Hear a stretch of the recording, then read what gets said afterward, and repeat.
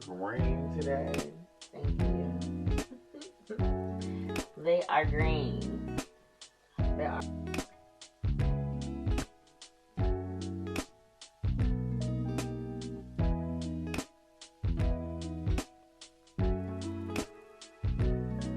Hey y'all, today's episode is titled Separated Hearts, Parental Separation, and Mental Health. This is part 1 of 3, discussing my story being separated from my children. So let's get into it. Welcome, journeyers, to Journey to Freedom, where it's not easy, but it's definitely worth it. My name is Janicia. I am your host. Today we're going to be discussing parental separation and what that does on your mental health. Rather, what that's done on my mental health. I found myself in a mental crisis. This was one of them. Let's get into it. My story. This is my story. Y'all, I have been waiting for this day to discuss my story, to discuss what happened, to discuss this with you all, to discuss this period.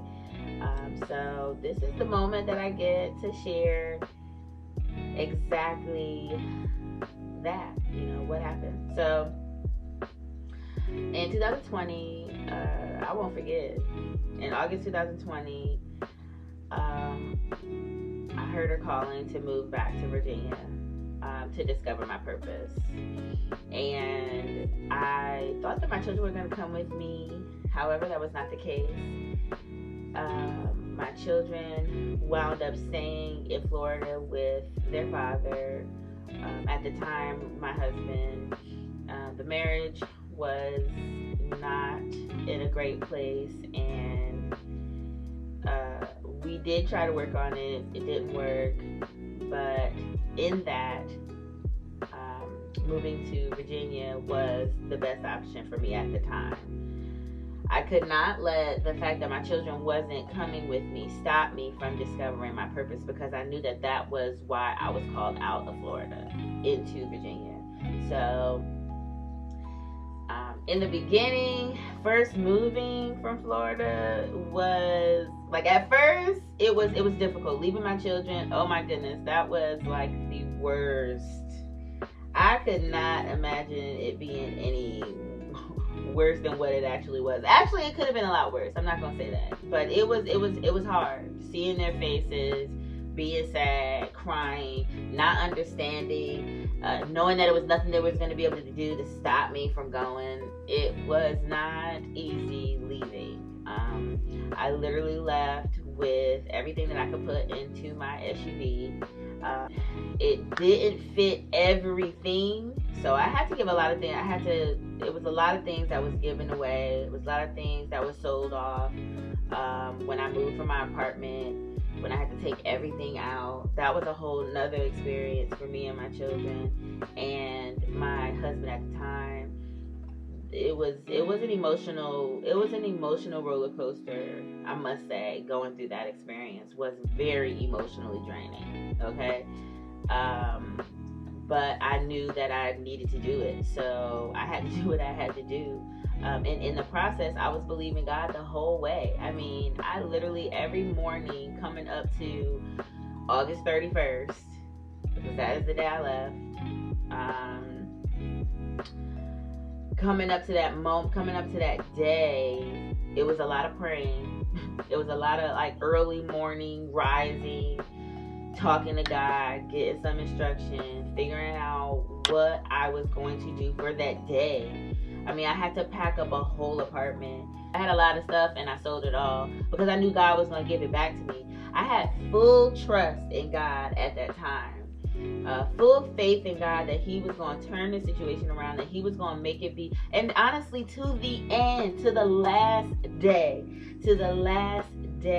August 31st, the morning I was about to leave, I believed that my husband at the time was going to change his mind and either come with us or allow me to take the children with me. I believed it to the last day.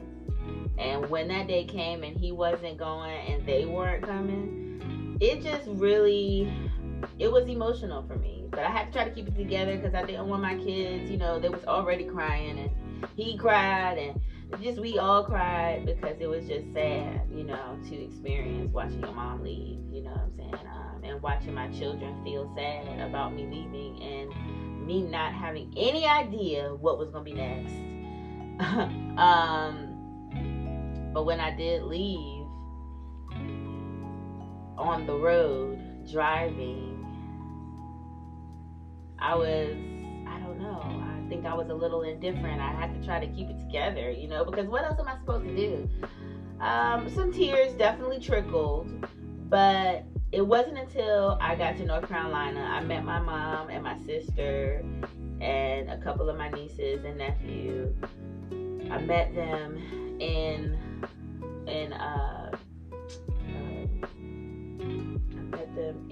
South Carolina, Myrtle Beach. That day was a tough day. That was probably the toughest point at that point. I cried that night, cried and cried. I couldn't believe I left.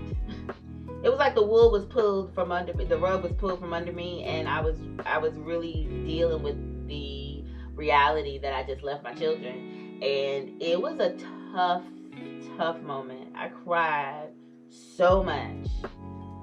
And it didn't end there. Like, I got to my mom's house. I didn't have my own place to stay, so I was staying with my mother. At the time, she was living in an apartment with her husband, and so they did have an extra room, but they were using that room. So, like, I'm just in this room, coming from a 2-bedroom apartment that I had that was in my name, that was mine, going to my mom's, back to my mom's house without my children, without my husband at the time, being by myself, and just sitting in that room and crying. Every day, every night. I went to sleep in tears. I woke up in tears. For a while, that's how I lived, and I was still believing God that, but I lost all track, y'all. I lost all track of what I was supposed to be doing out here. Emotionally, things got really tough.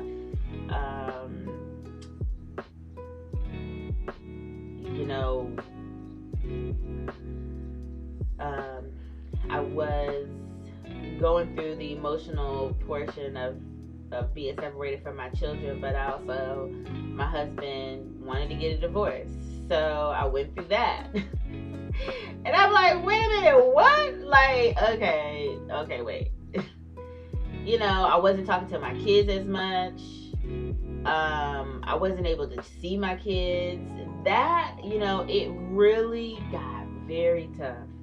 It got very tough for a long time. For about 1.5 years was the toughest. That was the toughest point of leaving. That was the toughest point because I wasn't able to see my kids. I was concerned about going down and visiting them.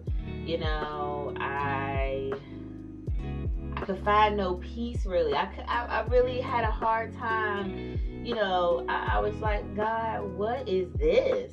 What is this? I know you called me out here. I know it for a fact because I could not leave on my own. I couldn't leave my kids like that on my own. I had to be empowered by the Lord to be able to do that because I know I was called out.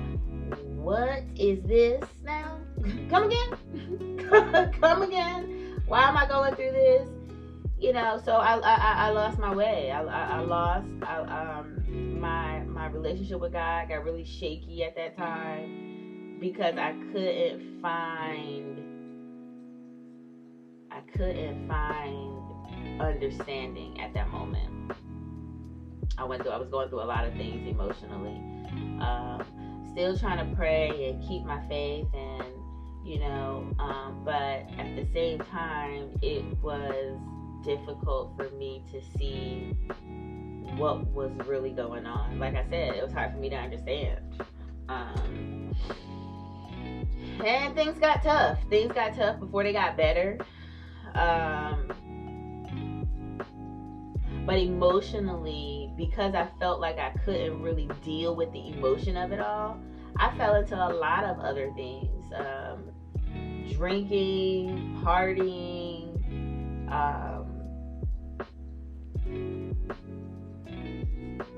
smoking weed. Like, listen, this is really, I want to be as open as possible about all of it. You know, there is nothing that can hold me because God loves me. You know, he loves him to me, and I still belong to him, and I'm still called, you know, according to his purpose. You know, not mine. According to his purpose for my life, I'm still called. No matter what I've been through, he knew what I was going to go through prior to calling me, and he still called me. Period. You know, so I'm being really honest with you guys. Like, I don't want to hold back anything, you know, and as the Lord wills, as he opens my mouth, I shall speak. So yes, I went through a lot of different motions to try to protect myself in the feelings that I could not grapple with. I could not understand what was going on. I could not see my way out. I was really stuck in the emotion of me being away from my children. It was really hard. Very hard, very difficult, to say the least. And but I'm here today. All of that happened then. It was, like I said, it was about up until 2022. Up until 2022, I remember I left August 31st, 2020. I got to Virginia September 1st, 2020, and I went to see my children again for my son's 8th birthday in September, and that was the last time I seen my kids until March of 22. Until March of 22. And when I say that I am a mother, I am a mother. When I was with my kids, I mothered them. Okay? We went places together. I taught them school. I was in all the meetings. You know, a very involved parent I was a very involved parent, and I had predominant of control.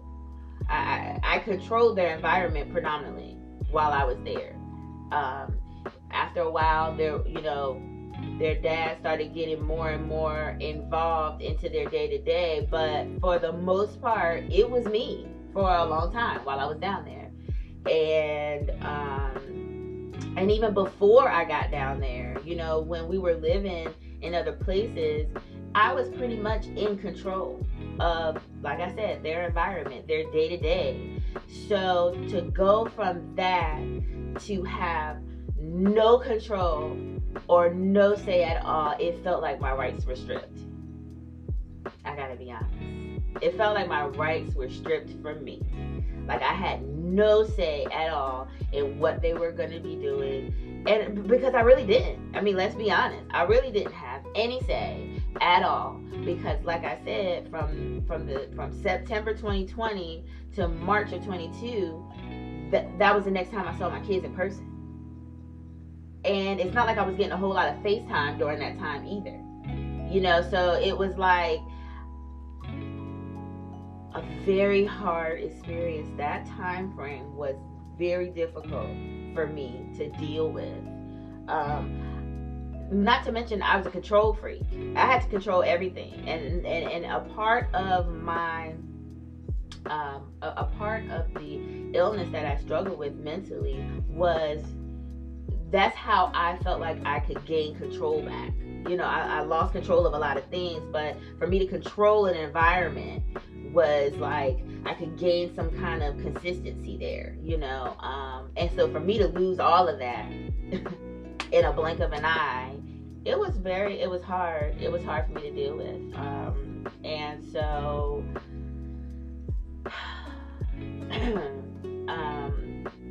and not just being away from them and losing control, but also going through a divorce. My children being raised by another woman, having another woman in their home over them. In a blink of an eye, other children being involved. I was going through a lot emotionally as a mother, like forget all of the other titles that I was holding before I came, but just the title of being a mother. That separation from my children really was a mental breaking point for me. I broke mentally. It was a crisis I was in. And I tried to medicate myself in any way possible so I can feel as less of it as possible. And although I wasn't able to talk to my kids as much as as I probably should have for reasons outside of me, you know what I'm saying? I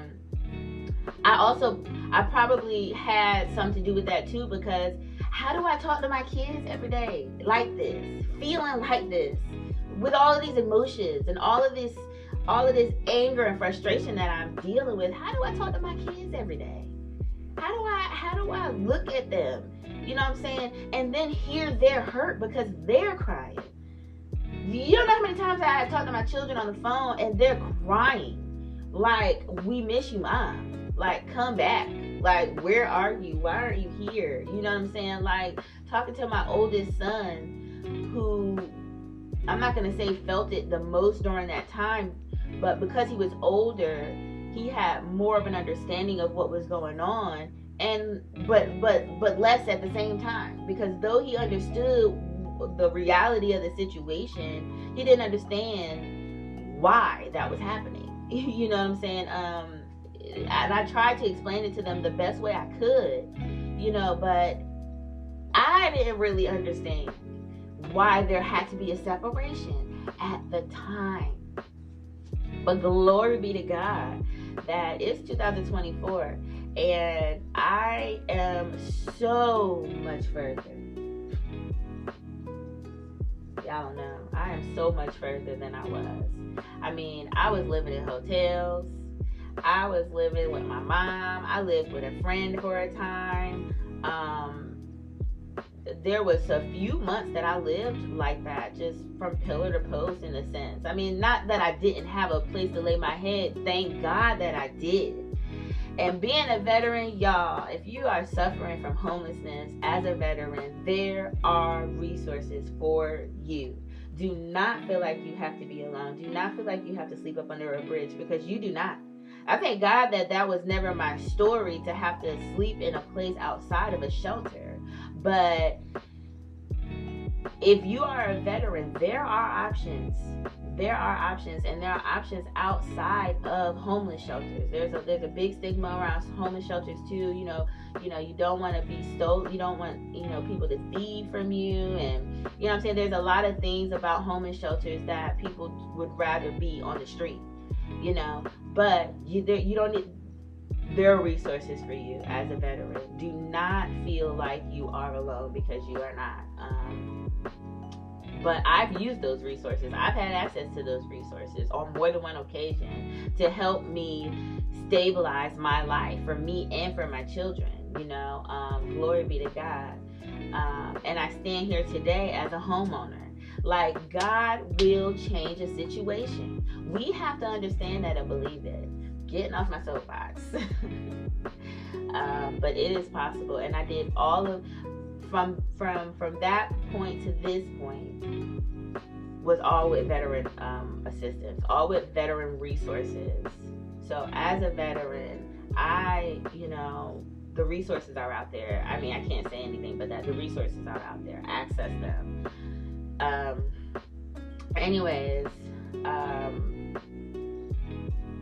So that's my story in a nutshell. I went through a lot of things emotionally to cope with it. Before I was doing it healthy, I was doing it in an unhealthy way. Like I said, I was trying to medicate myself with drugs and alcohol. And drugs, marijuana, yes, it is a drug, but it's also legal. So, but I don't want to have to result to things that I feel like is harming me. You know what I'm saying? And that's not to say, that just that, but the way that I was using it was what I had more of a concern with. It was a daily thing that I had to do, and not just daily, but all throughout the day, just to keep myself above water, to keep myself from feeling like I was drowning, and that's not something I should have to result to that extent, because I'm a child of God,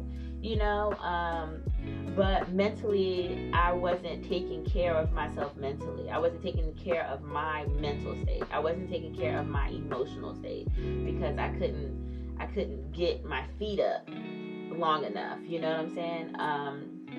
But after a while I did start seeking help, and I started to see more clear, and so I want to discuss the understanding of parental separation in mental health.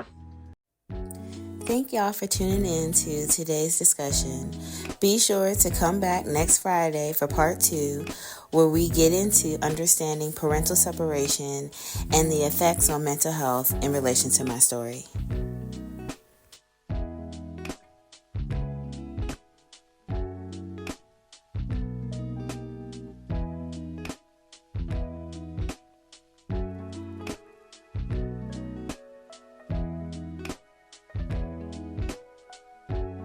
Don't forget to join the community. I have a Facebook group called Journey to Freedom. I also have a Facebook page for this podcast, Journey to Freedom. Subscribe. My link tree is going to be in the show notes, as well as I'm sure will be in the comments for the Facebook page. Subscribe to my podcast and subscribe to my email list so that you can be up to date and current in all the newest events that are going to go on. I plan to do prizes and raffles.